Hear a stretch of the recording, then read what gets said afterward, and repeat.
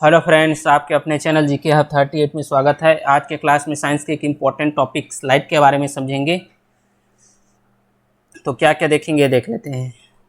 समझेंगे प्रकाश है क्या, प्रकाश के गुण देखेंगे जिसमें प्रकाश का परावर्तन, प्रकाश का अपवर्तन, प्रकाश का व्यतिकरण, प्रकाश का विवर्तन। दर्पण के बारे में समझेंगे, समतल दर्पण, गोली दर्पण। ठीक, तो ये सभी टॉपिक्स जो होता है आज के क्लास में देखने वाले हैं। मानव नेत्र और गोली दर्पण से बना प्रतिबिंब, इसके लिए एक अलग वीडियो लेकर आएंगे। ठीक, तो चलिए फिर स्टार्ट करते हैं। सबसे पहले समझते हैं कि लाइट है क्या। लाइट क्या है? एक प्रकार की ऊर्जा है। ठीक, एक विद्युत चुंबकीय तरंगों के रूप में चलती है ये, इलेक्ट्रोमैग्नेटिक वेव। और क्या है? एक एक्सटर्नल फैक्टर है जिसके कारण क्या होता है, हम किसी वस्तु को देख पाते हैं। अगर लाइट ना हो तो क्या होगा, हम नहीं देख पाएंगे, अंधेरा हो जाएगा।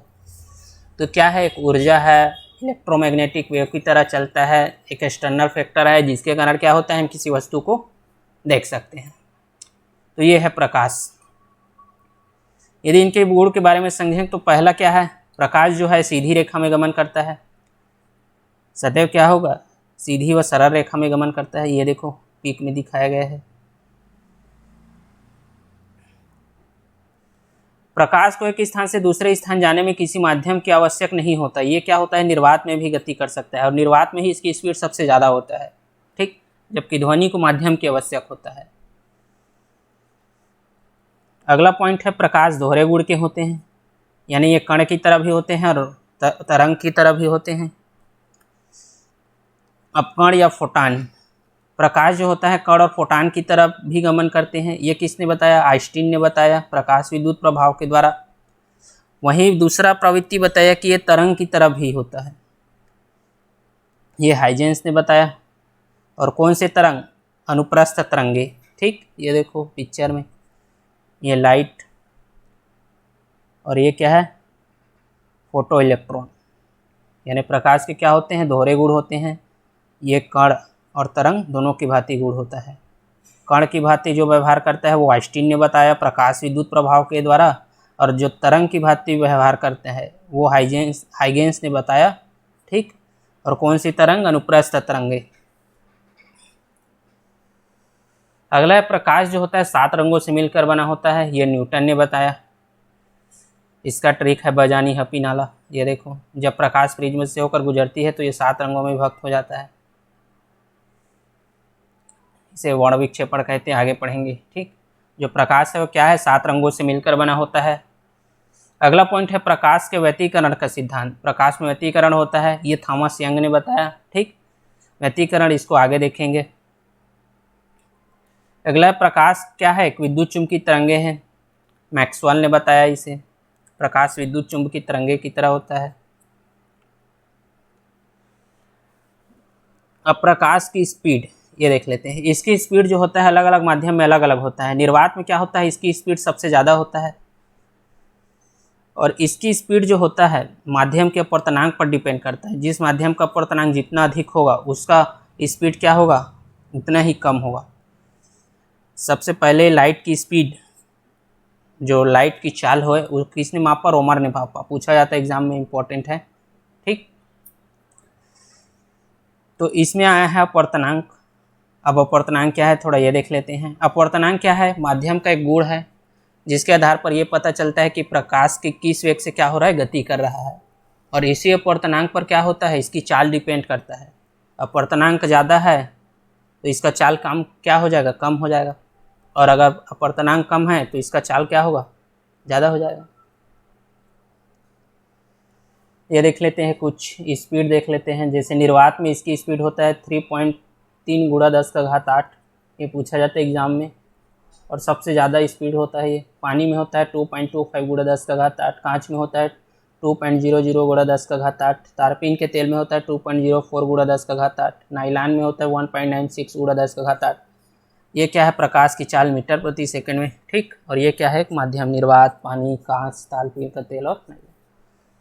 तो ज़्यादातर ये 3 पूछा जाता है, निर्वात में, पानी में और कांच में, याद कर लेना। ठीक, आगे चलते हैं। अब समझते हैं प्रकाश का परिवर्तन। प्रकाश का परिवर्तन है क्या? तो जब प्रकाश कोई किरण पॉलिश की हुई चिकनी सतह पर गिरती है और वापस लौट आती है, इस घटना को क्या कहते हैं, प्रकाश का परावर्तन कहते हैं। Reflection of light. ये देखो, ये क्या है, पॉलिश की हुई सतह है, ठीक। प्रकाश आपतित हुआ और टकराने के बाद क्या हुआ, ये वापस चला गया, परावर्तित। तो ये क्या है, प्रकाश का परावर्तन है। आपतित किरण आया, चिकनी सतह पर टकराया और क्या हुआ, वापस चला गया, परावर्तित हो गया। इसे क्या बोलते हैं, रिफ्लेक्शन ऑफ लाइट। अब यहाँ देखो, आपतित किरण, ये देखो आपतित किरण और ये अभिलंब, इन दोनों के बीच में जो कोण बनता है उसको बोलते हैं आपतन कोण, जिसे आई से दर्शाते हैं, ठीक। वहीं परिवर्तित किरण और अभिलंब के बीच जो कोण बनता है उसे बोलते हैं परावर्तन कोण, ठीक। इसको नोट कर लेना। प्रकाश का जो सबसे अच्छा परावर्तक है वो क्या है, सिल्वर है। ये भी पूछा जाता है एग्जाम में, प्रकाश का सबसे अच्छा परावर्तक क्या है, वो है सिल्वर। इसके कुछ नियम है वो देख लेते हैं। 2 नियम हैं। जो आपतित किरण है, ये वाला किरण, और परिवर्तित किरण, ये आपतित किरण और परिवर्तित किरण और अभिलंब, खींचा गया अभिलंब, तीनों क्या है, एक ही तल में है। ये देखो एक ही तल में है। दूसरा पॉइंट बोला गया है परावर्तन कोण और अपवर्तन कोण, यानी कि आई बराबर क्या होता है, आर, दोनों बराबर होते हैं, ये बोला गया है, ठीक। यानी ये और ये दोनों क्या होता है, बराबर होता है, आई बराबर आर। तो ये हो गया परिवर्तन के नियम। आई होप आपको समझ आया होगा। आगे चलते हैं। इससे रिलेटेड एक क्वेश्चन है, ये देख लेते हैं, न्यूमेरिकल बनता है। देखो यहाँ दिया है, इसका मान दिया गया है 30, तो हमें निकालना है आपतन कोण और परिवर्तन कोण का मान निकालना है। तो ये कैसे निकालेंगे, ये देख लेते हैं। देखो ये 30 दिया है और ये क्या है, अभिलंब। तो यहाँ से यहाँ तक के कितना होता है, टोटल 90 होता है। और इतना कितना दिया है, 30 दिया है। तो 90 माइनस 30, ये कितना हो जाएगा, बराबर 60। यानी आई का मान कितना आ जाएगा, ये कितना होगा, 60 निकल गया। और नियम जानते हैं कि आई बराबर क्या होता है, आर होता है। आई क्या है, आपतन कोण, यानी ये तो 60 मिल गया, और आई बराबर आर होता है, यानी परिवर्तन भी कितना हो जाएगा, 60 हो जाएगा, ठीक। तो ये हो गया न्यूमेरिकल। अब देखते हैं प्रकाश का अपवर्तन, रिफ्लेक्शन ऑफ लाइट।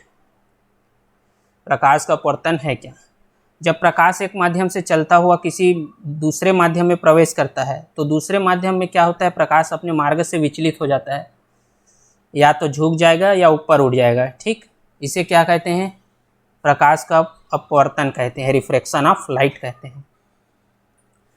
ये देख लेते हैं, जो पीक में समझ आएगा। देखो ये क्या है, अभिलंब है, और ये है माध्यम। ऊपर वाला क्या है, विरल माध्यम, और ये वाला क्या है, सघन माध्यम। इसको वायु मान लेते हैं, और ये क्या है, जल, ठीक। अब ये आपतित किरण है, ठीक। आपतित किरण आया विरल एक माध्यम में, जैसे ये दूसरे माध्यम में जाता है, जब विरल माध्यम से सघन माध्यम में जाएगा तो ये क्या होगा, जाना तो इसको इस साइड से चाहिए था, ये देखो यहाँ जाना चाहिए था ऐसे, लेकिन क्या होता है, ये झुक जाता है। ये क्या है, अभिलंब। अभिलंब की ओर क्या हो गया, ये झुक गया, विचलित हो गया। इसी को बोला गया है, जब एक माध्यम से दूसरे माध्यम में जाता है तो क्या होता है, अभिलंब की ओर या तो झुक जाएगा या दूर हट जाएगा। तो जब विरल माध्यम से सघन माध्यम में जाएगा तो ये क्या होगा, अभिलंब की ओर झुक जाता है, ठीक। वहीं दूसरे पीक में देखो, जब सघन माध्यम से विरल माध्यम में जाता है तो ये होगा आपतित किरण, और इसको जाना चाहिए था ऐसे, परंतु ये क्या होता है, इधर चला जाता है, अभिलंब से क्या हो जाता है, दूर हट जाता है। तो जब सघन माध्यम से विरल माध्यम में जाता है तो जो अपवर्तित किरण है वो क्या होता है, अभिलंब से दूर हट जाता है, ठीक। ये पूछा जाता है एग्जाम में। विरल से सघन में जाएगा तो क्या होता है, अभिलंब की ओर झुक जाता है, और सघन से विरल में जाता है तो अभिलंब से क्या होता है, दूर हट जाता है, ठीक। और यही क्या है, प्रकाश का अपवर्तन है। इसके एग्जाम्पल पूछे जाते हैं बहुत, आइए देखते हैं। पहला है तारों का टिमटिमाना। जो तारे हमें टिमटिमाते हुए दिखाई देता है वो अपवर्तन का ही उदाहरण है।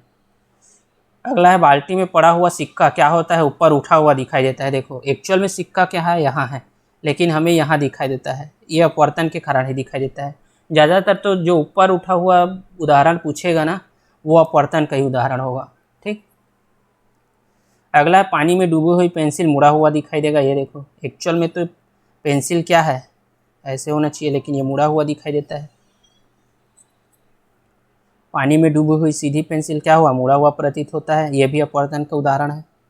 अगला है सूर्यास्त के समय पहले कुछ समय बाद क्या होगा, सूर्य के दिखाई देना। यह भी अपवर्तन का उदाहरण है, पूछा जाता है एग्जाम में।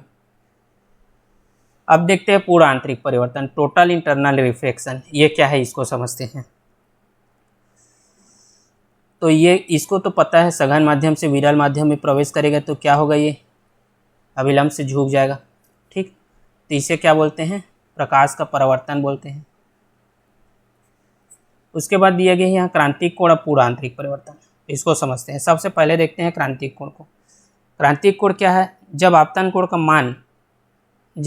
कोण का मान को और बढ़ाया जाए और अपवर्तन कोण भी बढ़ता है, तब एक स्थिति ऐसे आता है कि अपवर्तन कोण का मान क्या हो जाता है, 90 हो जाता है। इस दशा में आपतन कोण क्या होता है, क्रांतिक कोण कहलाता है। इसको ऐसे समझते हैं। देखो ये क्या है, आपतन कोण, आपतित किरण, और ये क्या है, आपतन कोण, और ये क्या है, अपवर्तन कोण।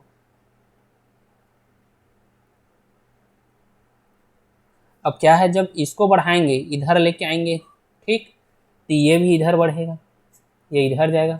जब आपतन कोण बढ़ाएंगे तो अपवर्तन कोण भी बढ़ेगा। ठीक, तो एक स्थिति क्या होता है, ये देखो इस डायग्राम में देखो, ये इधर बढ़ा तो ये क्या होता है, ये जो परिवर्तन कोण है ये 90 डिग्री में हो गया, ये हो गया 90 डिग्री।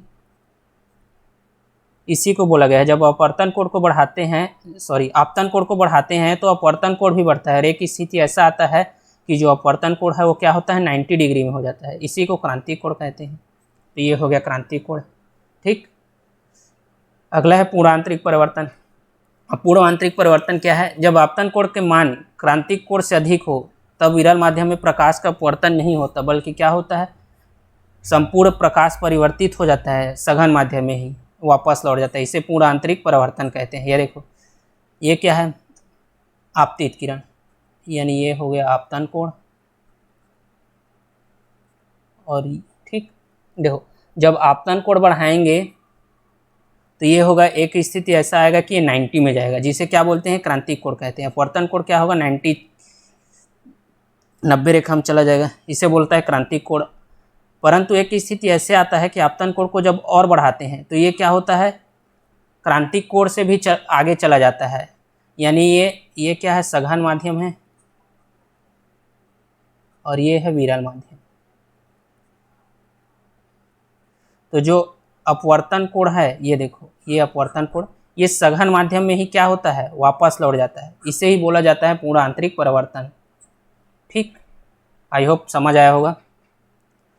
यानी ये विरल माध्यम में नहीं जाता, सघन माध्यम में ही क्या होता है, वापस लौट जाता है जब आप आपतन कोण को और ज़्यादा बढ़ाते हैं। तो ये हो गया क्रांतिक कोण, पूर्ण आंतरिक परिवर्तन। इसके एग्जाम्पल पूछे जाते हैं टोटल इंटरनल रिफ्लेक्शन के, इसको देख लेते हैं। पहला है हीरे का चमकना, ये भी टोटल इंटरनल रिफ्लेक्शन के कारण होता है, पूर्ण आंतरिक परिवर्तन के कारण होता है। कांच में पड़ी दरार का चमकना, यानी चमकने वाला जो उदाहरण है वो ज़्यादातर पूर्ण आंतरिक परिवर्तन से रिलेटेड है। ठीक, कांच में पड़ी दरार का चमकना, ये भी इम्पोर्टेंट है। अगला है रेगिस्तान व ठंडे देशों में मरीचिका दिखाई देना, ये मोस्ट इंपॉर्टेंट है, कई बार पूछा जाता है एग्जाम में। ये पूर्ण आंतरिक परिवर्तन की वजह से दिखाई देता है। ठीक, अगला है प्रकाशी तंतु, ये जो है पूर्ण आंतरिक परिवर्तन के सिद्धांत पर कार्य करते हैं। ठीक, जो ऑप्टिकल फाइबर है।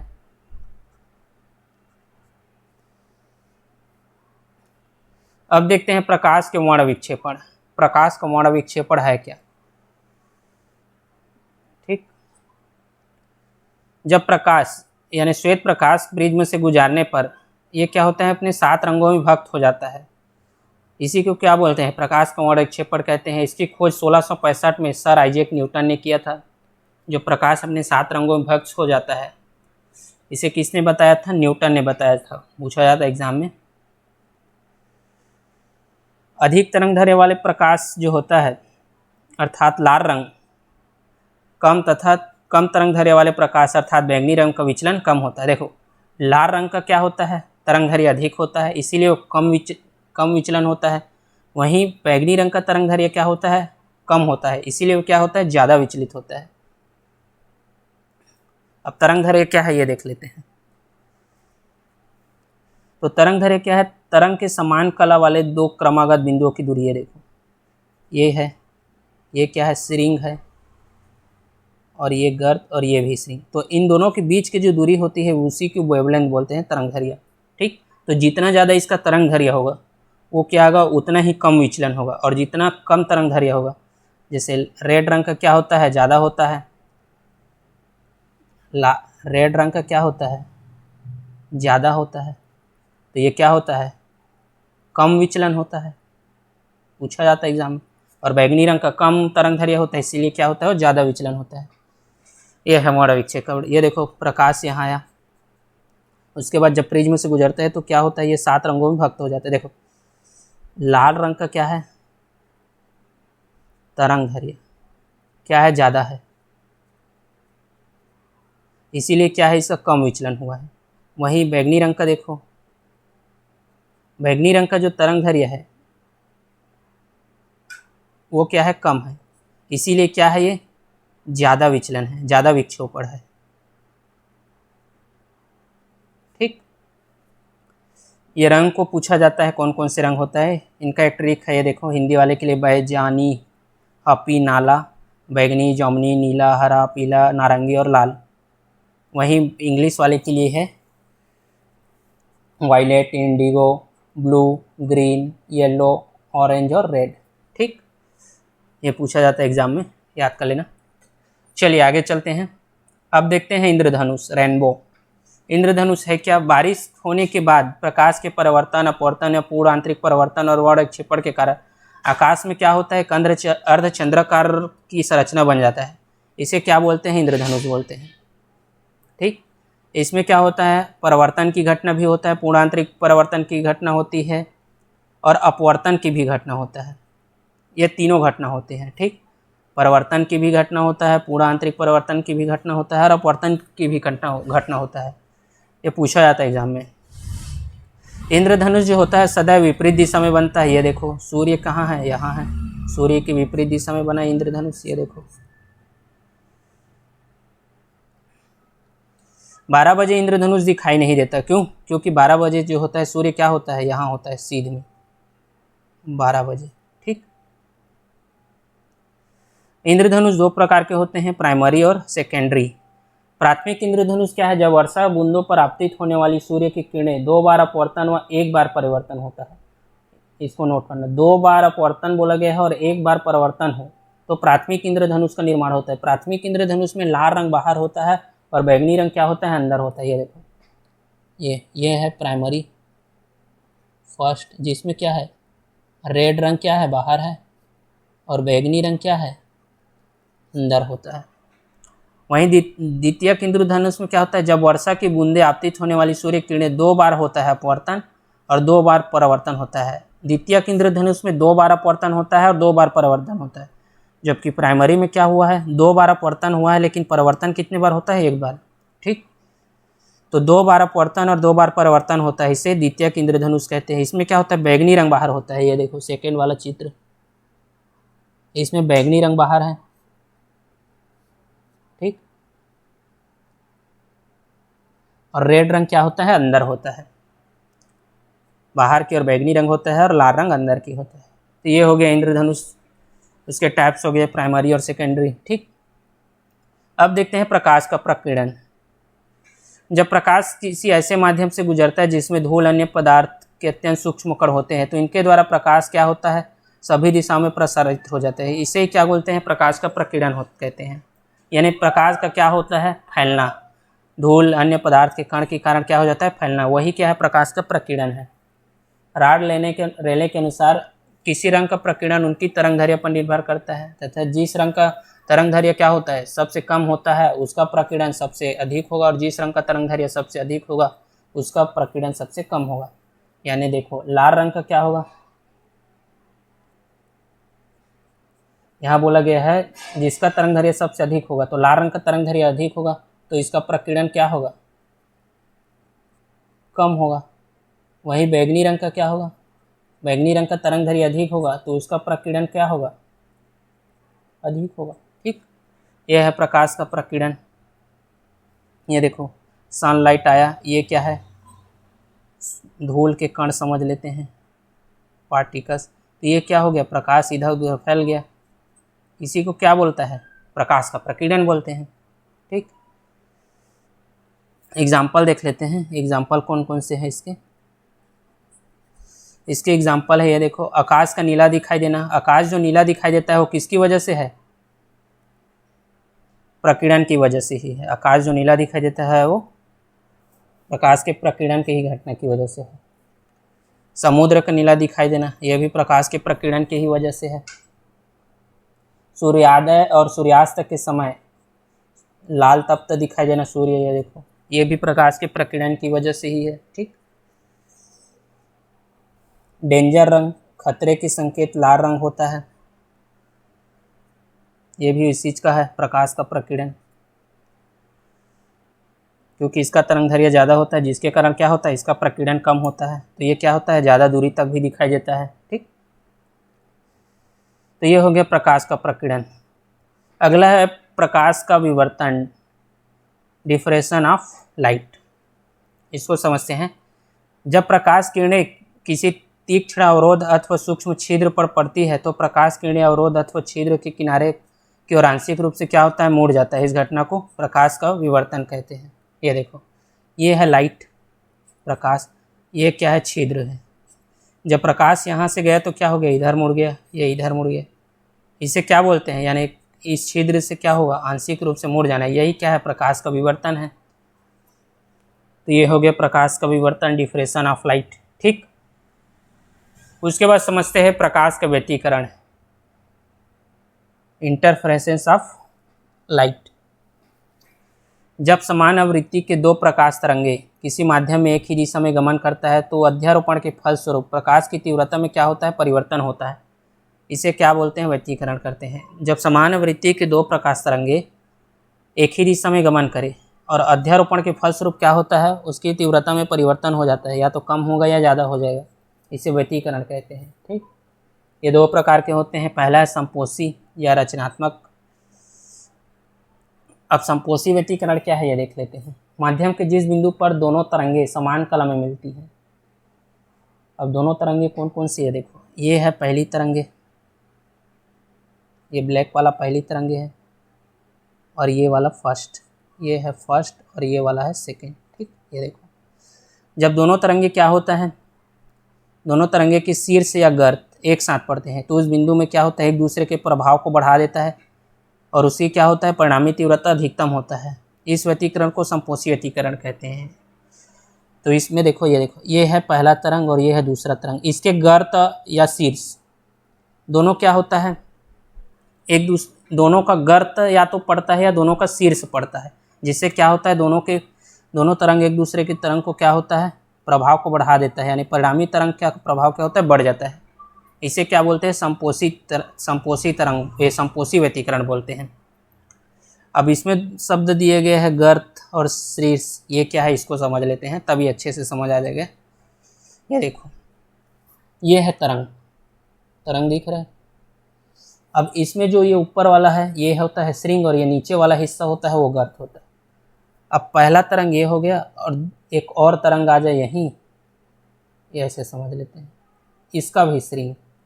ये जब दोनों मिल जाए, इसका भी शीर्ष और इसका भी श्रृंग, इसका श्रृंग और इसका श्रृंग, तो परिणामी तरंग क्या होता है, परिणामी तरंग जो होता है बढ़ जाता है। इसे बोलता है क्या हो, संपोषी व्यतिकरण कहते हैं। ठीक, उसके बाद अगला है क्या, विनाशी व्यतिकरण। और विनाशी व्यतिकरण क्या है, नाम से ही पता है, एक दूसरे के प्रभाव को क्या कर देगा, नष्ट कर देगा। माध्यम के जिस बिंदु पर तरंगे विपरीत कला में मिले, विपरीत कला में मिले, देखो ये पहला है, पहला का क्या होगा, ये पहला तरंग हो गया, दूसरा तरंग हो गया, पहला का श्रृंग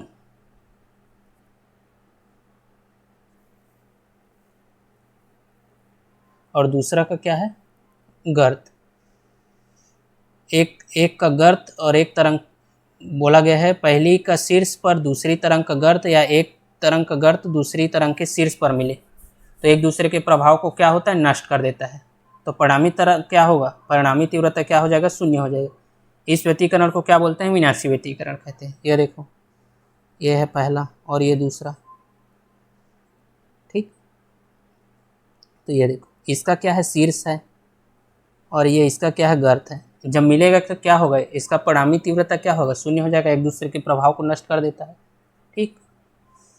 ये हो गया विनाशी व्यतिकरण और संपोषी व्यतिकरण के, प्रकाश के व्यतिकरण के प्रकार। आई होप आपको समझ आया होगा, ठीक। इसके उदाहरण है, ये पूछा जाता है एग्जाम में, इसको देख लेते हैं।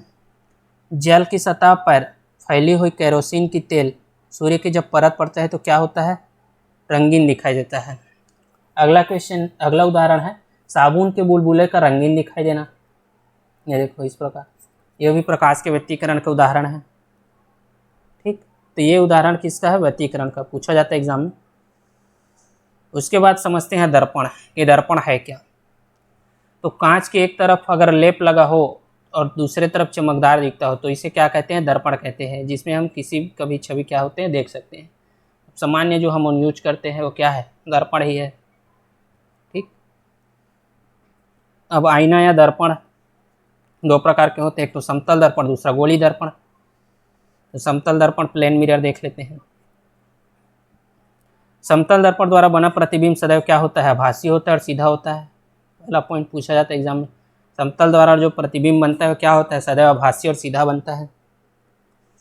ये देखो, ये है वस्तु, तो इसका प्रतिबिंब सीधा बना है और आभासी बना है, यानी कि जब ये क्या होगा, दर्पण की इस साइड बनता है उसे क्या बोलते हैं, आभासी बोलते हैं। तो ये हो गया आभासी, पहला पॉइंट। दूसरा, प्रतिबिंब का आकार वस्तु के आकार के बराबर होगा। ये देखो, जितना साइज का ये है उतने साइज का ये भी है, तो वस्तु का आकार प्रतिबिंब के आकार दोनों बराबर है। अगला है, प्रतिबिंब दर्पण के पीछे उतनी ही दूरी पर बनता है जितनी दूरी दर्पण के सामने रखा हो। ये देखो, ये है दर्पण, तो इसका डिस्टेंस x है तो इसका डिस्टेंस भी x है, ये दूरी सेम है दोनों का, ठीक। तो तीसरा पॉइंट भी हो गया कि प्रतिबिंब दर्पण के पीछे उतनी दूरी पर बनेगा जितना दर्पण के सामने रखा है, ठीक। अगला पॉइंट बोला है, किसी वस्तु का प्रतिबिंब,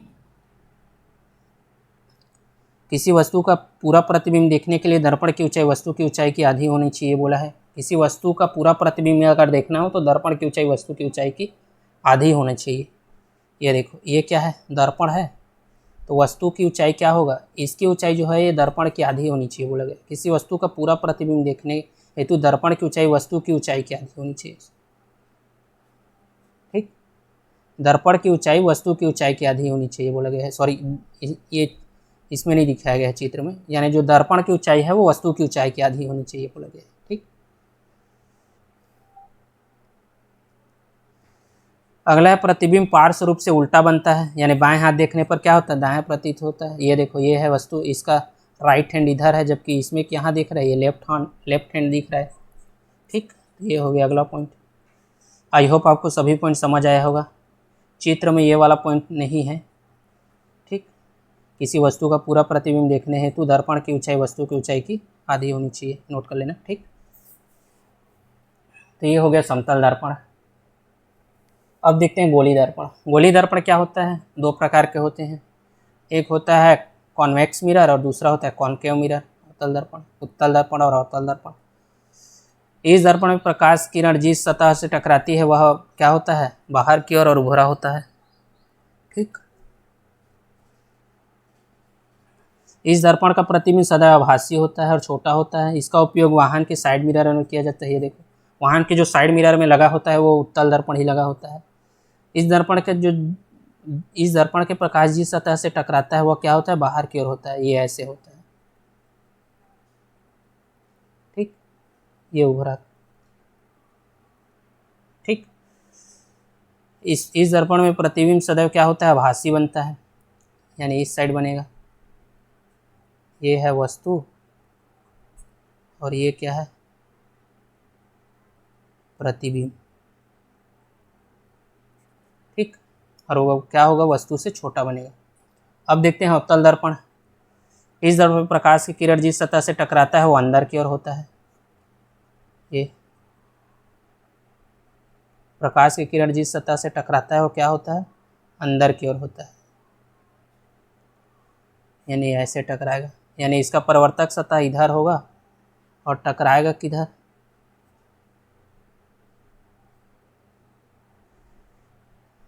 अंदर में टकराएगा।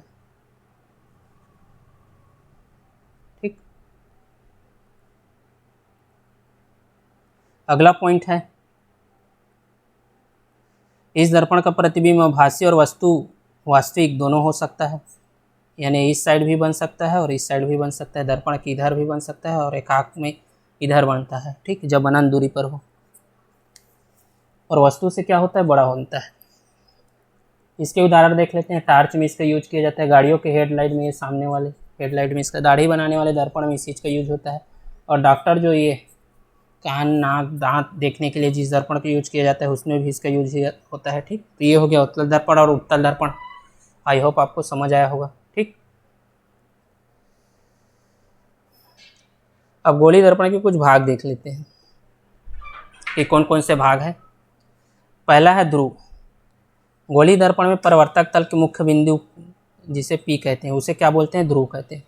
ये देखो, ये क्या है, गोली दर्पण है, और ये क्या है, परावर्तक सतह है, ये वाला एरिया। ठीक, ये क्या है, इधर पूरा परावर्तक सतह है। ठीक, तो गोली दर्पण के परावर्तक तल के मुख्य बिंदु, ये देखो, ये क्या है, मुख्य बिंदु, इसे क्या बोलते हैं, ध्रुव कहते हैं। गोली दर्पण के मुख्य बिंदु को क्या कहते हैं, ध्रुव कहते हैं। ठीक, तो ये हो गया ध्रुव।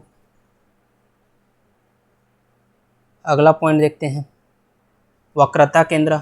वक्रता केंद्र बोला है गोली दर्पण के खोखले गोले का हिस्सा के केंद्र को वक्रता केंद्र कहते हैं। अब ये क्या है, गोली दर्पण है ये, अब इसका केंद्र ही क्या है, वक्रता केंद्र होगा ये। ठीक, तो ये हो गया वक्रता केंद्र। अगला देखते हैं मुख्य अक्ष। अब मुख्य अक्ष क्या है, दर्पण के ध्रुव, दर्पण के ध्रुव और वक्रता केंद्र से होकर आने वाली रेखा को दर्पण का मुख्य अक्ष कहते हैं। अब मुख्य अक्ष क्या है, देखो ये क्या है, वक्रता केंद्र और ध्रुव, तो इन्हीं के बीच से जो रेखा जाएगा, ये देखो, ये मुख्य अक्ष हो गया, ये वाला क्या है, मुख्य अक्ष। ठीक, तो ये मुख्य अक्ष भी हो गया। अगला पॉइंट देखते हैं, दर्पण के ध्रुव से वक्रता केंद्र की दूरी। दर्पण के ध्रुव से वक्रता केंद्र की दूरी गोली दर्पण का क्या कहलाता है, वक्रता त्रिज्या कहलाता है। चित्र में जैसे सीपी, अब चित्र को छोड़ दो, इसको देखो, देखो दर्पण के ध्रुव कहाँ है, ये वाला, और गोली दर्पण की वक्रता त्रिज्या, वक्रता गोली दर्पण वक्रता केंद्र की दूरी और गोली दर्पण की देखो ध्रुव से वक्रता केंद्र, ये क्या है, ध्रुव, और ये क्या है, वक्रता केंद्र, तो इन दोनों के बीच की दूरी को ही क्या कहते हैं, वक्रता त्रिज्या कहते हैं। ठीक, ये देखो, ये वाला, ये हो गया, ये वाला पॉइंट, ये क्या है, वक्रता त्रिज्या हो गया, वक्रता और ध्रुव के बीच की दूरी, तो अब वक्रता त्रिज्या भी हो गया। आई होप आपको समझ आया होगा। अब आगे पॉइंट देखते हैं। अगला पॉइंट है मुख्य फोकस। मुख्य फोकस क्या है, ये देख लेते हैं। मुख्य अक्ष के समांतर आपतित किरणें परिवर्तन के पश्चात मुख्य अक्ष के जिस बिंदु पर काटती है, और उत्तल दर्पण में काटेगा और पीछे बढ़ाने जाने पर मुख्य अक्ष पर मिलती है, यानी उत्तल दर्पण में पीछे बढ़ाने पर मिलता है और उत्तल दर्पण पे काटती है बिंदु पर, उसे क्या कहते हैं, गोली दर्पण का मुख्य फोकस कहते हैं। ये देखो, ये आया, ये यहाँ काटा, ये आया और ये यहाँ काटा, तो ये इस बिंदु पर मिल रहा है। ठीक, इसी बिंदु को क्या बोलते हैं, मुख्य फोकस कहते हैं। ठीक, ये क्या है, मुख्य फोकस। तो ये हो गया, मुख्य फोकस भी हो गया, यानी ध्रुव भी पढ़ लिए, वक्रता केंद्र भी पढ़ लिए, मुख्य अक्ष भी पढ़ लिए, वक्रता त्रिज्या भी पढ़ लिए, और मुख्य फोकस भी पढ़ लिए। अब देखते हैं फोकस दूरी। अब फोकस दूरी क्या है, फोकस बिंदु और ध्रुव के बीच की दूरी। फोकस बिंदु कहाँ है, ये मुख्य फोकस वाला, यानी ये वाला पार्ट्स और ध्रुव के बीच की दूरी, ये वाले जो दूरी है, इन दोनों के बीच की दूरी क्या बोलाता है? फोकस दूरी कहलाता है। ये देखो, ठीक, ये तो ये हो गया गोली दर्पण के कुछ भाग। एक बार और समझ लेते हैं, ठीक।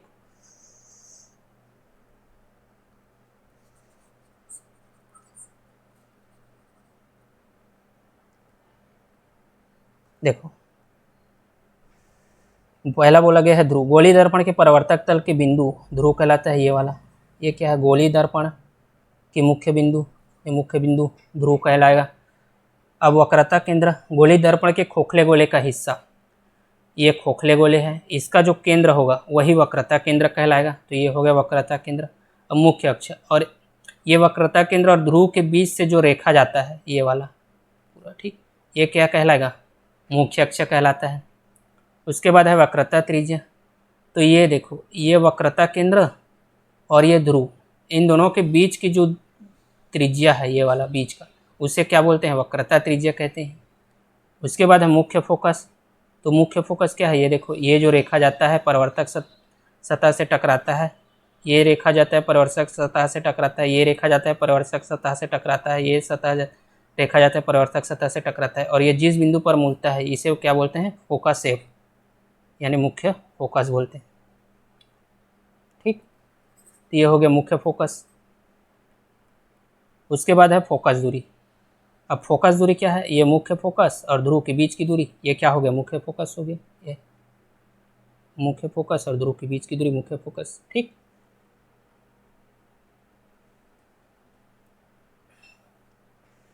तो ये हो गया लाइट से रिलेटेड जो भी इम्पोर्टेंट पॉइंट था।